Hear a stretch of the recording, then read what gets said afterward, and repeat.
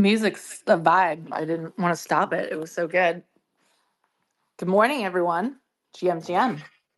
Good morning. Yeah, great music. Yeah, they're playing.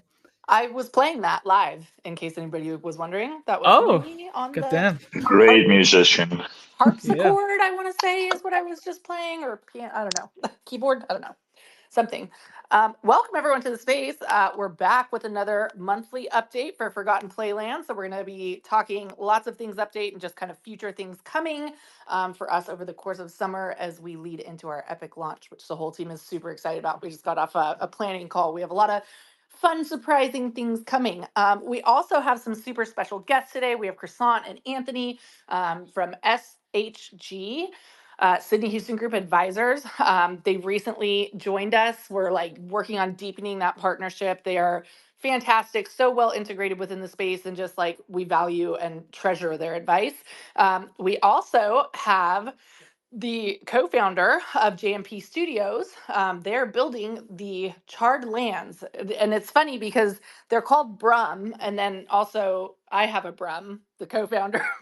So it's just like a match made in heaven, right? Well, Yeah, awesome. it is. Absolutely. I already saw that, and I also thought that's quite funny. He just Oh, left out the H, so where are you yeah. from? I'm from Do I? Germany. Okay, is it JXD? How do I? It's you can just call me Joe. It's Joe. Joe Okay, D. But Jody. yeah, Joe is all right. Very cool. Well, yeah, another great team building on Beam. We're excited to be partnered with them. If everyone could retweet the space, if you don't mind, I would love you forever. In the bottom right hand corner, just click the little comment box and we'll give you the option to retweet. But while we're waiting, let's get started with a couple intros. So let's just do like 60-second intros while we are warming up. And then we're going to kind of dig in deeper with each of our partners and go over some roadmap things with Brum first. Brum, if you want to go first. Sure. So, hello everyone. Welcome back. Welcome for the first time. If this is the first time you're chiming in, my name is Bram. I'm one of the co-founders behind Forgotten Playland, this lovely social party game that is hosting the space. I work closely with Mikkel behind the scenes, doing all the marketing stuff, and yeah, we're excited to share more about the things that we've been working on that is coming in the future. And yeah, excited to be here once again. Yo, thank you. Anthony, Mr. Drip, what's up? Hey, how's it going? I am, yes, Anthony Francis, or the Mr. Dip. I'm a co-founder with Croissant, or Melanie, of Sydney Houston Group, and we're quite excited to be joining the team here at Forgotten Playland in our collaborative efforts to expose the masses to the project, the assets, and everything associated with it. Let's go. We're taking over. We're taking Web 2 by storm together. Croissant, Melanie, good time to intro you. Yeah, absolutely. Everybody knows me as Croissant. That is Web3 me. I am also docs in the space and working professionally. So if you prefer to call me Melanie, you're welcome to. I accept both names. But yeah, I'm co-founder of Sydney Houston Group, our advisory company with Anthony. We've been working in the space for almost 4 years now, and really just love building here. And could not love Forgotten Playland more. We've been doing some cool things with these guys in the past, and we are expanding upon that as Mikkel announced at the beginning of the space to bring this to markets even better, stronger, faster, plusher. Plusher, send it. That's plush. I love it. Joe, is it just you or is someone in the JMP account as well? Do we need to intro No, them? that's also me. So Okay, just making I do that too. yeah, So Joe, please intro us. yeah. Thank you for the introduction. My name is Joe. Actually, Johannes. I'm from Germany, but for most people, Johannes is a bit hard to pronounce. So I just go by Joe. I'm one of the co-founders of JMP Studios, and we are currently working on Broom Child Lands with our NFT collection, Broom Child Lords. We've been incubated by Seeden, who is one of the biggest players on Beam Network currently. They already got a few products out on there. And yeah, we plan to build our game and our ecosystem on Beam. And we're excited to work together with Forgotten Playland, the guys from Beam, and everyone else in the ecosystem. And I'm excited to be here today. Oh, we're super excited to have you. I did a really great podcast with a friend last night, just talking about all the amazing things coming to Beam and what an amazing kind of ecosystem that they're building out for people looking to build Web 2 or Web 3 games and bring them to Web 2, like simplifying the technology so that we can reach a mass audience. So definitely appreciative of Beam and all of you guys for coming today. And quickly, I'm Mikkel. I do marketing things with Bram. I probably know most of you, so super glad to be back. Let's start out. Bram, I just don't like talking about myself. Bram, let's talk about this update. I'm going to go ahead and pin it to the top, but we just recently, so for those who are unfamiliar, our kind of monthly cadence at Forgotten Playland is that the last Thursday of every month, we bring to you some kind of substantial update. And typically what that includes is a new game and then some quality of life improvements within the social hub, some UI fixes, things like that. So Bram, if you could kind of take us through the update that went live yesterday, and I will get that pinned to the top. Yeah, you pretty much summarized everything in that one sentence already. So what else is there to say? No, like what is the No. game? What is the game? So yes, no, exactly. So the new party game that we added yesterday is called Snuggle Standstill. It was teased in our roadmap that we talked about last month with a red and green traffic light. I mean, in reality, it is just a Plushkin version of Red Light, Green Light, the game that was brought back to popularity through TV shows like Squid Game. I also played it as a kid in the playground, of course. But yeah, in Snuggle Standstill, it is your goal to reach the finish line first. And you need to make sure that you only move forward while the toy box is still closed.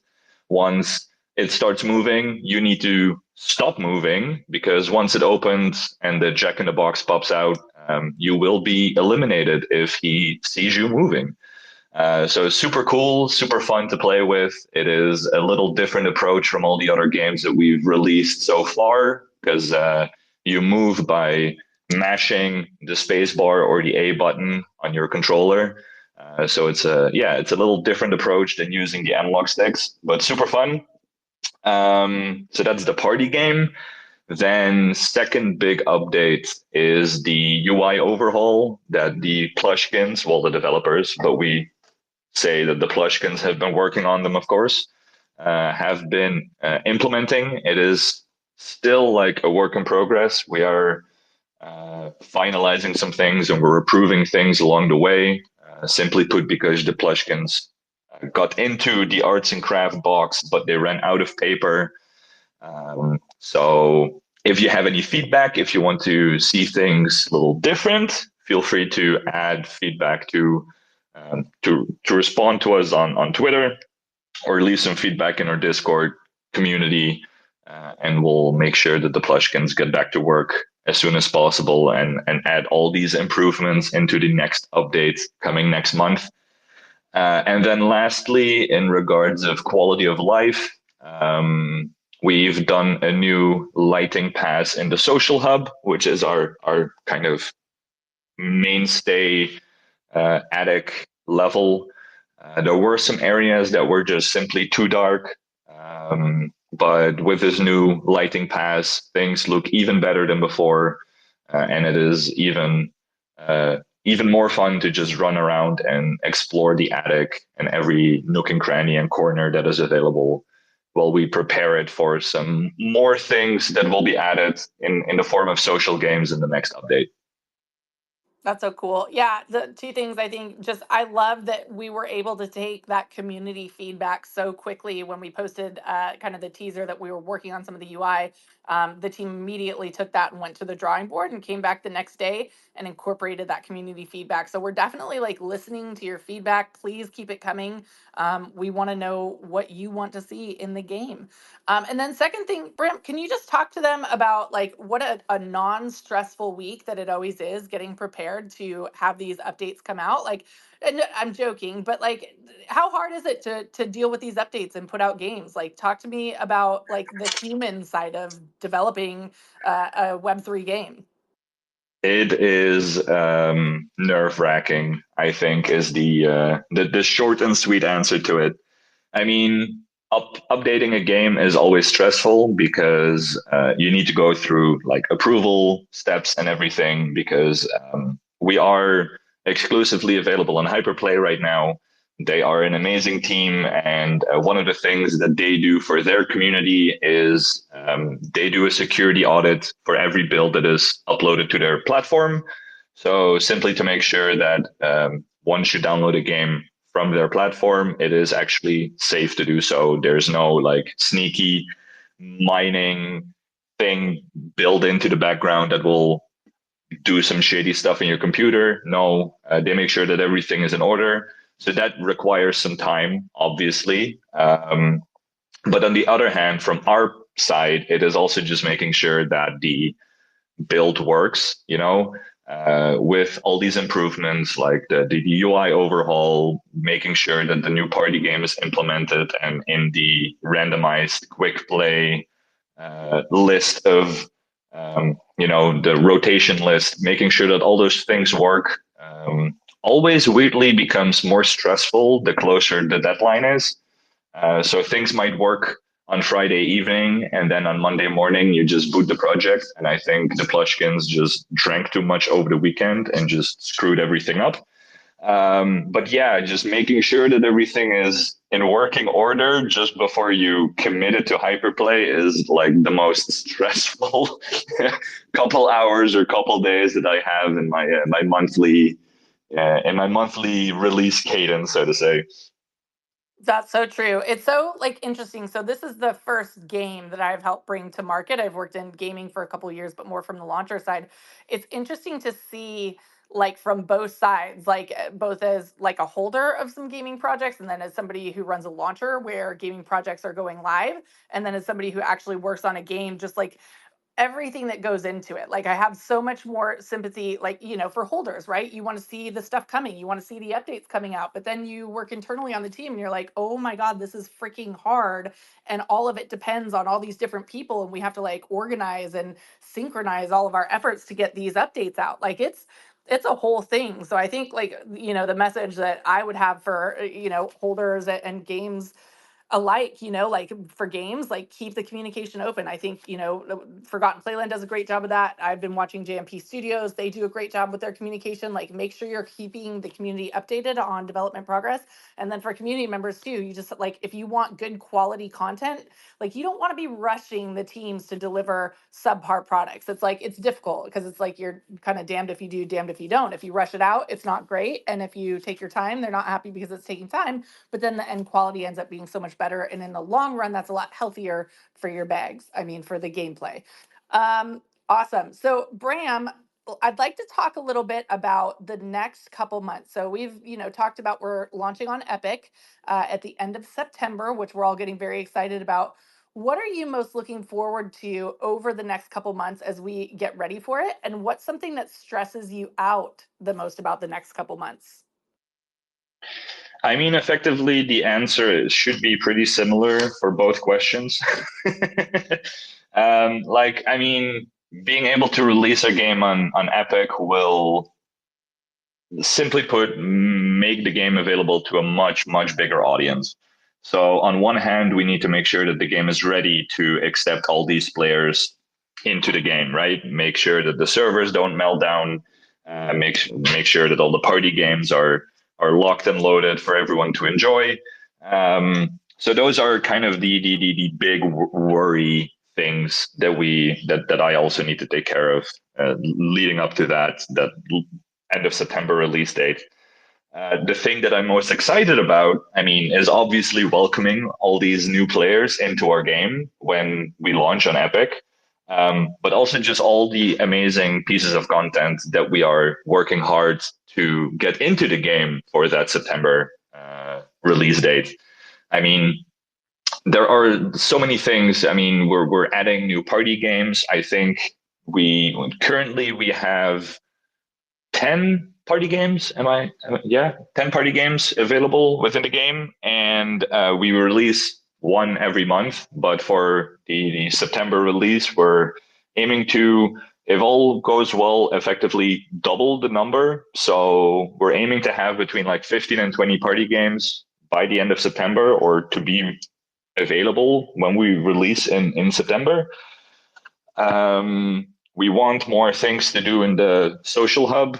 So, I mean, the social hub is that one place that we are constantly evolving and expanding upon. I mean, we added a soccer ball, football, when we first released it, that people can just kick around. And I mean, we've seen clips where they effectively create their own goals from like the castle towers at the train station, or just to bump themselves on top of tables. Like it gives some more interactability in that whole level. But we're adding more things. I think one of the next kind of interactables that we're going to add in the social hub to kick off with some alpha should be, I think, hot potato. So a player can pick up a little toy bomb that will start, yeah, going off slowly, and you need to make sure that you hand it off to someone else before it explodes. So it will create some additional chaos in the social hub with people running around and trying to hand off that bomb to other players that are running around. But yeah, we also are working hard to add a ton of token utility into the game and make sure that all those Web2 players are able to interact with all those token utilities with the least amount of friction, and effectively by not even realizing that they're interacting with the blockchain. So creating this whole free to play experience for them to kind of dig into when we release an epic, is a lot of the things that I'm looking forward to leading up to that September release. Well, it sounds super easy. I'm sure that it is all going to go off without a hitch. Oh yeah, I Everyone knows. mean we're like, we finished it all yesterday. I mean, it's okay. Yeah, we're I wish. sandbagging. We're sandbagging games on you guys. We have a whole no. That would be nice. Yeah, it's a whole process, and it's fun getting to test and stuff. But yeah, like it's there's some stressful moments. Well, super appreciate the update, and especially the alpha on the hot potato game, because I think that's the first time somebody has dropped the potato or exploded the potato in a space. Sorry, I was trying to be funny. It wasn't that funny. Moving on. Let's move on to talking to some of our guests. So we have JMP Studios here. So happy to have just like kind of come across them on a tweet, found out we were both building on Beam. We hopped on a call, just had a ton of synergies, kind of similar networks. And I was like, dude, match made in heaven. Like, let's help support their upcoming mint. Let's do some spaces together and introduce our communities and really just be like friends. I think when you're building with other teams within the same ecosystem within the space, you build out that network effect that really strengthens every game within the ecosystem. And Beam is a really big believer in that. So, Joe, do you want to give a little more of an intro, like an in-depth kind of deep dive into what you guys are building over there at JMP Studios? Yeah, sure. Thank you for the kind words. Happy that we met randomly like that. As you said, match made in heaven. As for a deep dive into what we're building, that might take a bit too long to explain here in a short amount of time, but I'll try my best to summarize everything that we're building and planning on building. So essentially, obviously, we're a Web3 studio, but we're also working out a bigger ecosystem that goes beyond just a game and NFTs for the game, and you have play-to-earn mechanics. First step for that is an NFT collection, the Child Lords, which aren't game NFTs per se. They have utilities for each of the future games, but primarily they're an exposure to our ecosystem, to the token via the token airdrop in the future. You will receive assets for each of the games, and if one of the games is to your liking, your Child Lord will also have benefits in that game. But that is not like the main utility of these Child Lords. Beyond that, as I already mentioned, we will have a ecosystem token, a utility token that will be used for every game as well. You will be able to buy game assets. You will be able to buy like in-game currency at a discounted price compared to like Web2 players, and benefits like that. The first game that we're working on is Proomchild Lands, as the name suggests, of our company Twitter, which will be a new type of game that even in the Web2 gaming space, I haven't seen that something like that yet. There's one quite similar game called Hexarchy, which released a while ago, a little indie game, but it's also not the same gameplay loop as what we're building. We're also going for like mobile compatibility, but a game that's also fun to play on your desktop and put countless hours in, whether you're on PC or on your mobile phone or iPad or whatever. And it's going to be a mix between a strategy board game and a TCG. So you have cards that you can draw from your deck, and you can play those cards on your side of the board, and then your minions or spells or whatever spawn on like the game board, similar to a chessboard, for example. And you can move your units around on the chessboard essentially. And yeah, the goal is to ultimately destroy the main base of your opponent and take victory for yourself. Yeah, that's a rough overview of what we're building currently. That's really cool. I saw, I don't know if you want to pin any of the art, but I saw you guys had your reveal yesterday. Like, how is the mint? Like, what are people saying about the art? I think it's super cute. I love the style. Thank you. Now, our community loves the artwork for the Chart Lords, and generally we put a lot of love in. Obviously, the NFT collection, we have a lot of trades, put a lot of time into building it. Every trade has lore. We have a little website on our main website, a little page where you can see all the trades listed, see their rarity, and also some lore for them. That site is not completed yet, so not every item has lore yet. But we're going with like the From Software approach, if anyone is accustomed to that, where a lot of the lore is given through like item descriptions and the descriptions for these traits. That's kind of the approach that we will take. Same for our games, since all of our games will take place in the Lands of Broom, which is a fantasy universe. So yeah, and we really focus on art. So also our cards that we will have for the first game are all made by artists, are going to be made by artists. We already got 2 working on artworks, and we really want to push artists, and like, because recently the debate with AI and everything, AI replacing artists, we really want to show love to artists. And because at the end of the day, artwork made by a human always has this like soul to it, which a AI cannot replicate, at least not yet, I think. So that's what we're going for. And we work with a lot of different artists that specialize in like different art styles, because the fantasy world that we're building is huge and it has a lot of facets. So we want to kind of bring this across through the artworks, through the variety of artworks, through the variety of influences from different cultures that go into the like world building and development. We gather feedback from the community. We will have an incentive where the community members can share like lore ideas for their Chart Lords, and if we like it, we will include it in our lore for the universe and have like little references to what they created or thought up. Because you need a lot of people to create like a realistic, multifaceted universe. You can't do that alone. I think personally, at least not for what we are going for. And I think that's a beautiful approach to, building a world like that. Dude, I can't say enough how much I appreciate what you guys are doing within for artists. I saw there's probably a tweet or a meme or something, but it's like, AI, we're teaching it how to write and how to create art and all this stuff. It's like, no, teach it how to do my laundry, teach it how to mow my lawn. Like, let it do the grunt work and let us be the creative. So we're going to develop this AI to do what we want it to do. Like, let's make sure they're taking the things that we don't want to do. Yeah, exactly. We're gonna need a lot more creatives in the world. So I love that. Ken, dude, Ken is a friend of a friend.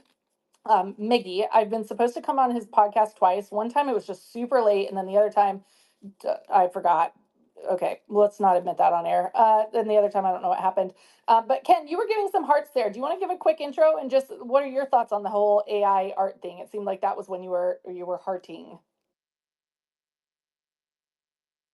Cool. Are you there, Ken? All right, maybe not. Well, bro, we'll talk later. Croissant. Okay, let's move on. Let's give an intro to SHG. I always want to say SGH on accident. It's so annoying, but it's SHG, Sydney Houston Group. Recent edition of Advisors to Forgotten Playland. We're just getting our feet wet, getting warmed up. Like, Bren was talking some stuff about the tokenomics incoming for the game, and we're getting a lot of feedback from them on that, and looking to do some things in that area too. So Melanie, Anthony, do you guys want to give like an intro to what you guys do? How did you get into advising in Web3 gaming, and what's that been like? Oh, there's a wealth of history behind this. I'll try to be as brief and lacking my traditional verbose approach as possible. But essentially, Melanie and I got into this space about 4 years ago. Both came in unknown to each other, unknown for the technology exists really. I personally came in looking to invest in tokens. Melanie came in with her passion for art and NFTs. And I shouldn't speak on your behalf, but I'll go as quick as I can. We met in a trading group, and we both have extensive professional backgrounds in business management, business development, sales, and marketing. And some of our mutual friends were starting to launch their own projects. And the first one approached us looking to launch an NFT collection on the BNB chain prior to there being any NFT ecosystem. So we were excited about it. It seemed really cool. We wanted to hop on board. We helped bring them to market, help maintain the community, scale and grow. Things went really, really well. So from there, it was just word of mouth. And we started getting targeted by a whole bunch of different projects, a lot of which were P2E oriented at that time. This is back in 2021. And of course, we hopped on board on those that made sense and looked like they were bringing value to the space, had again a ton of success, started a marketing agency, and decided, you know what, a lot of these startup clients that we're working with, they don't have funding, they don't necessarily have a business plan or a model that is tangible. So we decided to go to kind of a full fleshed out suite of advisory services where we'll create value wherever we can in terms of preparing the business, raising funds, establishing go-to-market strategies, so on and so forth. And then, of course, where we can't do that, we have the appropriate partnerships established where we can bring those in. So if you need legal services, you need accounting services, so on and so forth, we have some of the top professionals in the space that can work in cohesion with us to provide those services, just to assure that all of our clients hit the ground running and, of course, have the greatest opportunity for success. Such a good intro. Melanie, what do you want to add? Yeah, well, first I was just, starting with the topic that we've been on about art. I wanted to call, obviously, attention to Forgotten Playlands. Art is what originally attracted me to this project. It is just so beautiful of a game. It's so nostalgic. It has this just soft and whimsical feel to it that I just find incredibly attractive as a visual, as a graphic. So much fun to work with.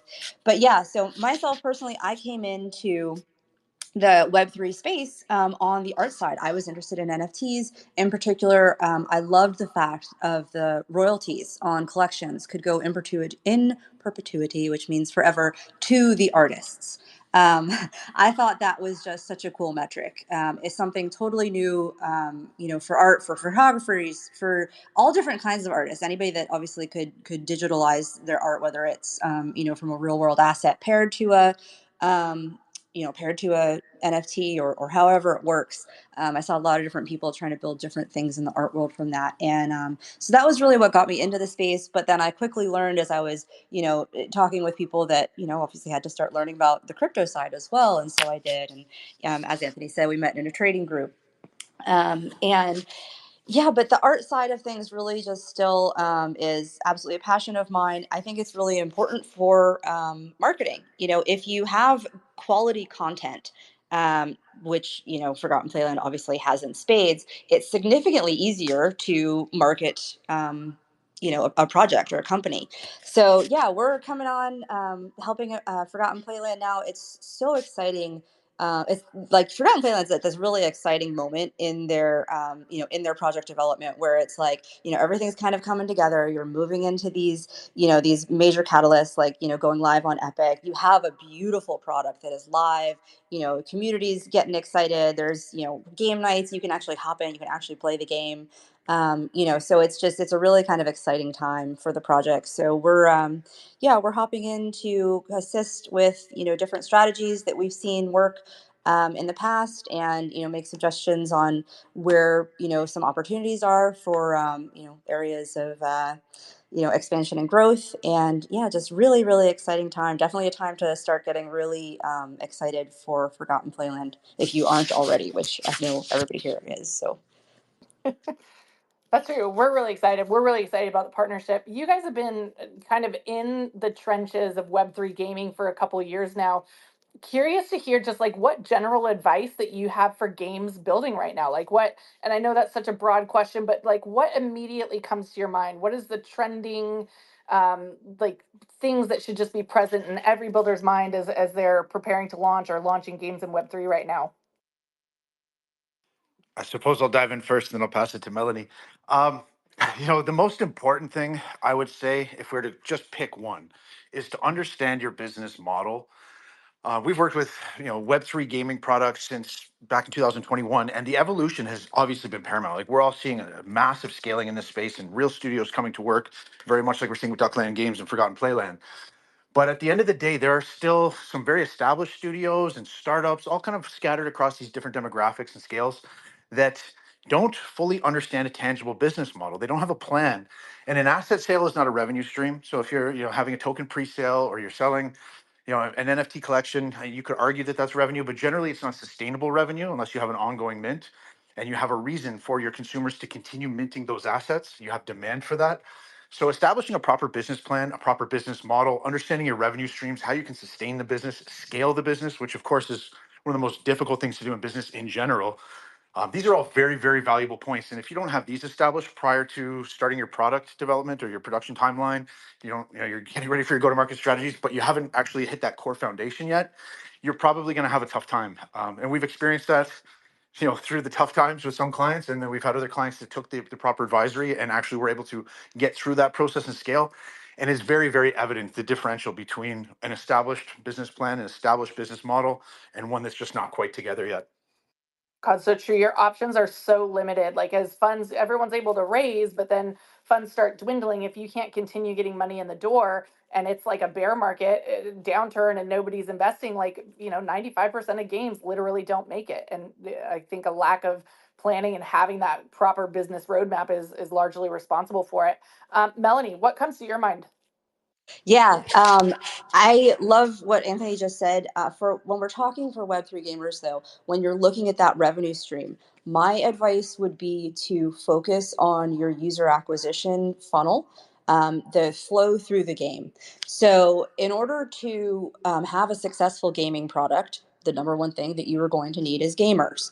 And what we're seeing is that only 6% of EVM compatible chains have users on more than one chain. So when people tend to go to a chain, they tend to stay there, and it's somewhat difficult to move them. It's a very small demographic of people who do move between multiple chains. So when you're looking to expand your audience, obviously the whatever everyone is looking for in Web3 is the onboarding of gamers from Web2. So in order to do that, there's a lot of processes that you need to take into consideration. How are you doing that? What's your approach? What's your value structure? So one of the things we love about Forgotten Playland is that you guys are on Hyperplay, which audits all of your code. Every single code update is audited again by Hyperplay. It's not just that initial one, it's every single update, which means it's keeping gamers safe. So that's a narrative that we like to stand behind, whereas games that are downloading directly from their website, maybe that's not the culture that is ideal for Web3, or assisting with onboarding from Web2. So just little details like that. But then just your funnels, how are you going to monetize within the game? As Anthony said, you need to have a plan structure for how you're going to onboard these gamers, make it fluid for them, to introduce them to Web3 in a way that, some games are taking an approach of, you won't even know that it's Web3. It's all built into the back end. It's custodial wallets. It's, off-chain solutions with on-ramps for fiat and things like that. But either way, you need to have a clear plan of how you're going to get these Web2 players onboarded, what their experience is going to be like as they go through that, to ensure that you optimize your retention rate. So you don't just get them in the door, you got to keep them.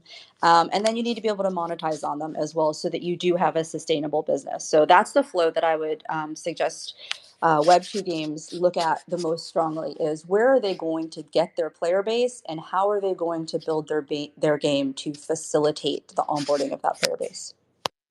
This also all sounds so easy. Building a Web3 game, sending it to market, and just acquiring millions of users is the easiest thing in the world to do, is what I'm taking from the space so far. Just kidding. It's we're still learning. It's a new space. We're all experimenting. We're trying different things. We're experimenting with traction channels. We're seeing what works. And it's like super fun and super stressful. And there's not a place I'd rather be in the world. I kind of want to ask the whole panel. So we have a guest in the space, Christoph, who asked a question. Will any games ever be released on Xbox or PlayStation? I think the only way for Web3 games to actually achieve mass adoption is to get the games on those kinds of gaming consoles. Great question. And if anybody has any other questions, drop them in the comments. But Anthony, you had your hand up quickly on that one. So I assume you have a pretty good answer. Yeah, because I just spent last evening diving through Beam's hub on the Build on Beam website, and navigating some of the different games that are coming soon or that are already available for playing, whether it be early demo or more advanced development. And if you take a peek through there, you will see there are some games with PlayStation and Xbox on their timeline right here on Beam. So it is something that's coming, and they're not the only ones. There are several other games I've seen across the space. But if you hop on that Build on Beam website, you go right to that game hub, you will find games with PlayStation, Xbox in the timeline. And I can even comment, because I have a spreadsheet with those listed. I'll go ahead and comment in the comments here which ones are. That's amazing. Melanie, you had your hand up. Yeah, I just wanted to add on to that and say that Mikkel and I actually were just at Consensus in Texas last month together.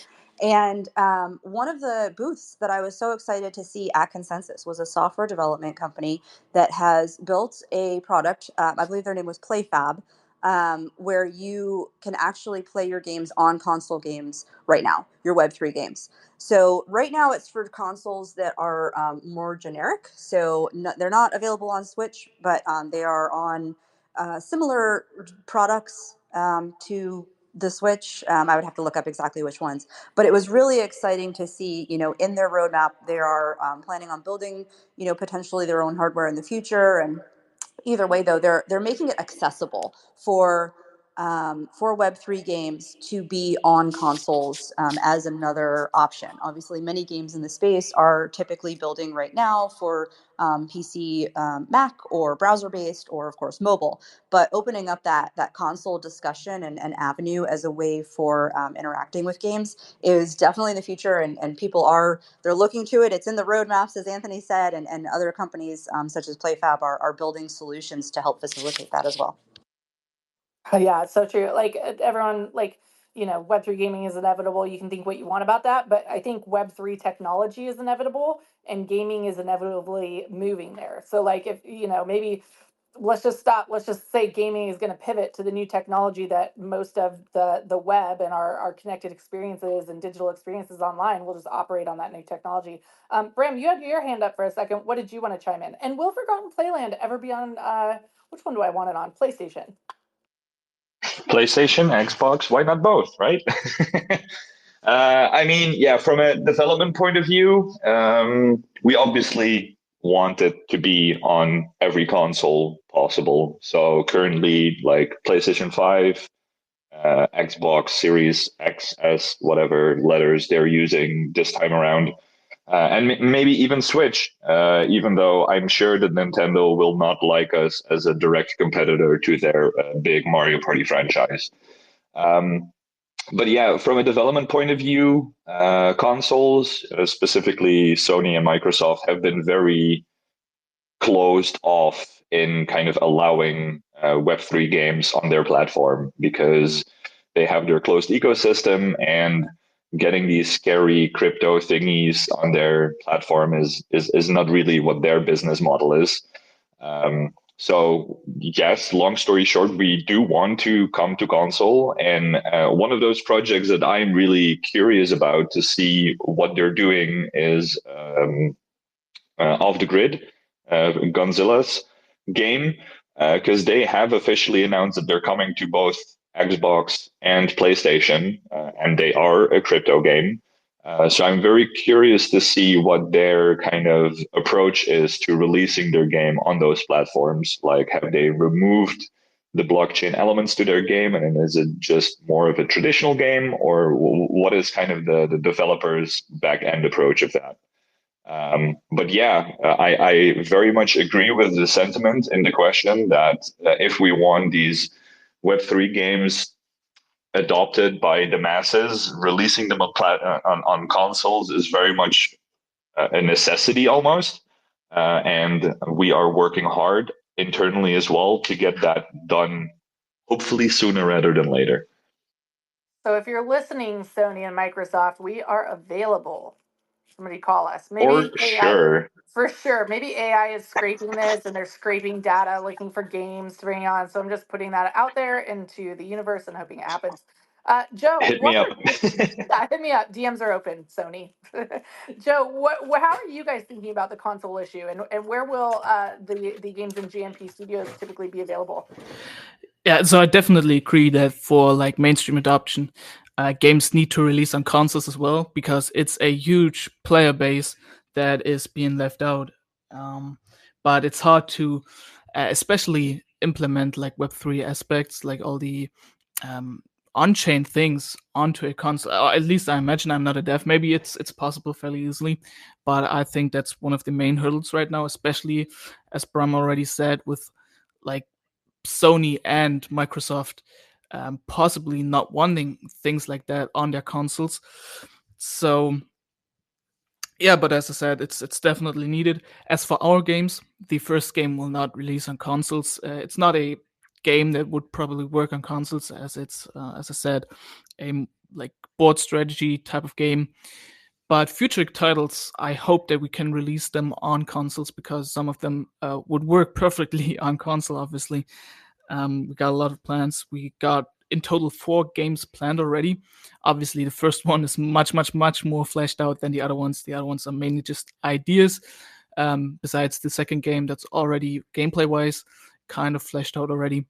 And yeah, already the second game would work perfectly on a console. So I really hope that things loosen up and just become more realistic of an opportunity for like Web3 studios to launch their games on console. And I think that Forgotten Playland is one such example that would work perfectly on consoles, especially like Nintendo and Switch. But as you already said, I don't think that Nintendo will truly like that. But who knows? So yeah, that's my opinion. That'll be our. Yeah, that's a great take. That's going to be our goal, Brum, to unseat Mario Party as the lead game for the entire Nintendo ecosystem. Why not just work together, right? I mean, we can add Mario plushies or Yoshi plushies into our There we game and go. just be a happy family together. That's perfect. So Nintendo, also DMs are open. Please get a hold of us. We have about 15 minutes left in the space. I did want to talk a little bit more about tokenomics, because we have 2 great projects on stage, obviously, that are both implementing tokens into their ecosystem, and 2 really freaking smart tokenomics advisors on stage as well. So, Bram, we haven't really talked much about the token utility in Forgotten Playland yet. Can you just kind of give a refresher from last month's space of some of the things that we have kind of announced that are coming in terms of tokens? Oh boy, Aslan was leaking so much during that space. I don't even remember everything that he mentioned. But I mean, in short, we are working on many things to just improve the overall kind of flow of the game and just add more, well, simply put, token utility into the game as well, kind of hand in hand with gameplay mechanics and kind of improving the overall enjoyment of the game. So some of the things that we're working on in no particular order is like essentially creating this free to play experience for the gamers, where they will gain experience by doing daily and weekly quests, and with the XP that they get, they level up, and with the levels they unlock, they get rewards, which can be tokens or like premium currency, which in the background are essentially our tokens, exclusive NFTs, tickets that they can use to kind of sign up for tournaments, which we are working on. So we'll have free to play tournaments and we'll have pay to play tournaments with prize pools accordingly. We're working to add an arcade machine into the social hub, which will fuel that nostalgic sense even more, because who doesn't want to play, like, for instance, a Plushkin inspired Space Invaders or Pac-Man, you know? Those will also have token utility and incentives and rewards. We're working on getting an in-game store. which again, kind of going back to topics from the beginning of the spaces, we want to make it as approachable for Web2 and Web3 players as possible. So have an on-ramp with the possibility to just pay with credit card. You will get your tokens, crypto stuff in the background, and you can buy your cosmetics, which are the NFTs. And if you're just a traditional Web2 player and you don't want to touch anything on the blockchain, it is just like you're buying a microtransaction in any other game that you're doing. But if you do want to dabble and dip your toe into the big crypto pond, you can just take your cosmetic and sell it on the secondary market and kind of get addicted to the whole Web3 space from there. What else are we working on? I mean, we want to expand like the entire player profile. I've seen some early designs of how we're expanding on again that free-to-play experience and your player profiles. You can easily see like your level progression and the rewards that you're getting, and kind of all those token rewards and NFTs that you can get if you reach like level 30 or whatever. So I think that is a quick rundown of a lot of the token things that we're adding in the upcoming months. I love leading it. up I think to one of the September. things that attracted me most, like before I came on the Forgotten Playland team, and one of the things I was most excited about for its potential is it really is like a choose your own crypto adventure. You don't have to have any crypto savviness, interest whatsoever to come in and play the game, especially when we're live on Epic. You can just be a free to play player. And then hopefully people do go down that rabbit hole with being able to make credit card payments and, the transactions happening on the back end. So the chains are still happy. We're getting there, I think, is a space that we're really getting there. Joe, what are your guys's, and I know you guys probably aren't as far along, but what are your thoughts for in-game utility and how that ecosystem token will function? I totally agree with Bram, and we have the same approach. One issue I see with like most Web3 games is that they kind of like force the whole crypto aspect onto the players. And we're building a game that can be entirely played by Web2 players without interacting any of it like obviously, in the sense that they can play it without interacting with like blockchain of any sorts. They don't have to buy NFTs to play it, nothing. And as Bram already said, they can use credit card to pay for like in-game cosmetics or for packs and everything else. And at the end of the day, what will happen is if they play the game, and especially if they play it a lot and good, they will earn the tokens via a custodial wallet. So they don't even have to make their own wallet or anything. And they will be able to, or they see, oh, I earned these tokens by playing, which is either real money that I can sell, or I can interact in the marketplace that will hopefully be integrated into the game as well. I know that Sphere is kind of working on that with Beam together to bring that product out, or it's already out, I think, and we're going to implement that. So they can also decide to spend those tokens they earned on other digital cards on the marketplace, which at the same time like gives the our Web3 community the chance to sell their NFTs not just to like Web3 natives, but also to the Web2 players who are primarily actively playing the game.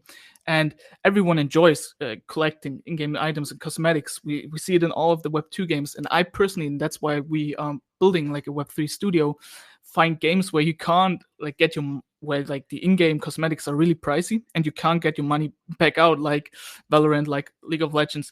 I find that really not optimal, I guess. And I'm since like a decade now, I'm hooked to like CSGO skins. I always loved that, and it is beloved. And most gamers dislike like the term NFTs and crypto gaming and everything.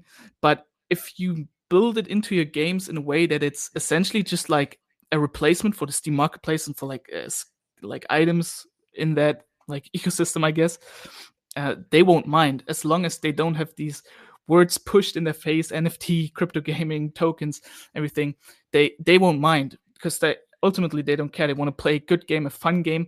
And if they realize, oh, I can make money with that, or I can buy these premium cards with those tokens that I earned, they're gonna get hooked, similar to how you get hooked to skins, or how you how I personally got hooked to NFTs, because I just love getting NFTs and collecting them.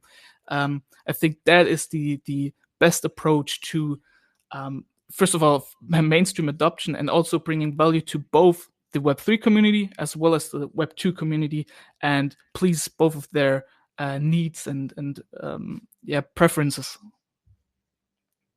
I love that. It's Web 2 is such the illusion of ownership. You're really renting these things, right? They can do whatever. When we talk to ourselves in spaces, it's so clear like the value proposition of Web 3, and I can't wait for the moment for like all of Web 2 to realize that, like, yeah, there's some things wrong with crypto. We're in our infancy stages and we have a lot of kinks to work out, but we're building for your benefit right now. We're putting in the effort for you. So I just want to point out, and not to brag about myself, but I've been getting my hair dyed the whole time I've been on this space. And just a second coat on my new red hair. And my hairdresser overheard you guys talking about the token utility, and she said, God, I'm not even a gamer, and it makes me want to play those games. So if you can just keep making these eloquent arguments like over and over and make Web 2 people listen, I think we can get there. Anthony and Melanie, you guys are really, like, I just read over a proposal for some tokenomics stuff with them. They are extraordinarily just a wide knowledge base when it comes to tokens. Like, do you guys want to do like I don't want to call it like a live review, but just like, what are your guys' general thoughts on these two projects' approaches to in-game tokenomics? I will let you go first, Melanie, because I keep hogging the mic. That's okay. Everybody loves token utility. There's two different ways, two different communities that you're building for when you have a cryptocurrency token. So there's the speculative investor side, and then there's the gamer side that's actually going to use the token. And on the speculative investor side, they want to see, obviously, token go up. And what should ideally make token go up is it being used by a community of gamers. So one of the things that I love about building Web3 games, especially when we are in these early stages, as you said, Mikkel. And what's exciting about that is that it's exciting on both ends, because the games that build correctly and they onboard, we're at a time where, Forgotten Playland, you guys already have 10 games that are playable out, and we're hopping in Discord and we're enjoying playing the game together at the game nights, and just in general, there's people always in VC playing. Every time I look at the Discord, there's something different going on every day. But and that's an exciting time, but it's still super early because there's really only a handful of us that are playing the game right now. So that gamer onboarding, and I would assume that the same is true for you as well, JMP. That we're very early in this cycle. So when you're bringing in token utility to use it in the game, when you have a marketplace, to use it for as well. The exciting times are still to come. So when we're looking at an Epic launch coming up, where it would be like a major gamer onboarding, or these slow growth campaigns that help to onboard gamers more slowly, we also need to make sure that we're letting the speculative investor side know about this as well, because they come in, they can help fund the game and get the investment side flowing on that end, and reap the rewards as the gamers come in, and it's exciting for everyone. There's it's sort of this circle of goodness where when it's built correctly, everyone can benefit, and I love that. So yeah, having a lot of quality use cases for your token is ideal. So I think both you guys are definitely hot on that track and looking good. Yeah, I happen to agree. And while I haven't done a deep dive with Jay's project just yet, his synergies and alignment with Forgotten Playland, with what's been discussed today, I assume this is applicable to you as well. But Melanie and I have done a deep assessment of Forgotten Playland, in particular the tokenomics, the distribution channels. And as it applies to Forgotten Playland, I'm extraordinarily excited. I mean, the tokenomics were planned very cautiously. So there's a very secure sense of longevity, if you will, is going forward. I'm happy that Bram mentioned some of the utilities, because I'm not sure what has been discussed and hasn't been publicly, but we've also dove through the utility plan. In terms of the integrations, I mean, from a gamer perspective, we're actually getting a fully functioning ecosystem with these integrations that are coming. The token utilities are quite impressive. And, for many of the games that we've met with, that's just not the case. One of the biggest questions that always comes up is, well, why do you need a token? Why can't you just build a game without a token, right?